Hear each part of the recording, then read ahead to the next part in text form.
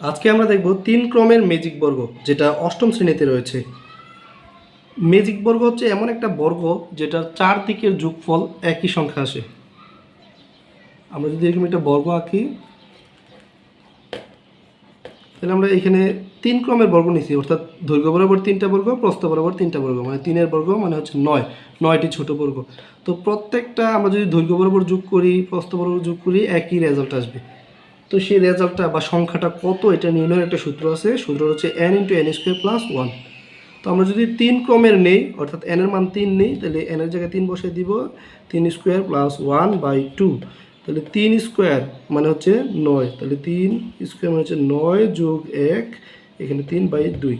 তাহলে 3 × 9 1 মানে হচ্ছে 10/2। তাহলে 3 × 10 = 30/2 মানে হচ্ছে 15। অর্থাৎ আমরা যদি 3 ক্রমের ম্যাজিক বর্গ আঁকি, এই 3টা যোগ করলে রেজাল্ট আসবে 15, এইদিকে যোগ করলে 15, এই কোনাকুনি যোগ করলে 15, তো সব দিকেই রেজাল্ট 15 আসবে। তো 3 ক্রমের ম্যাজিক বর্গ নির্ণয়ের জন্য আমরা এই যে মাঝখানের যে বর্গটা, এটাতে 5 বসাই দিব। এরপর কর্নারগুলোতে আমরা জোড় সংখ্যাগুলো দিব। এই যে কর্নার কোনায়, এই যে এখানে 2, এটাতে 4, 6, 8। এখন আমরা খেয়াল করলে দেখতে পাচ্ছি 2 আর 5 7, 7 আর 8 15, মানে এই কোণা হয়ে গেছে কত, 15। একইভাবে আমরা এদিকেও 15 আসতে হবে, কারণ ম্যাজিক সংখ্যাটা হচ্ছে 15। তাহলে 2 এখানে খালি, এখানে 4, তাহলে 4 আর 2 6 হয়ে গেছে। 6 আর কত হলে 15 হয়, 9 হলে, তাহলে এখানে 9 হবে। এখানে 2, এখানে 6, 8, এখানে থাকবে কত, 7, তাহলে 15 হয়। এখানে 4, এখানে 8, 8 4 কত, 12, এখানে দিতে হবে 3।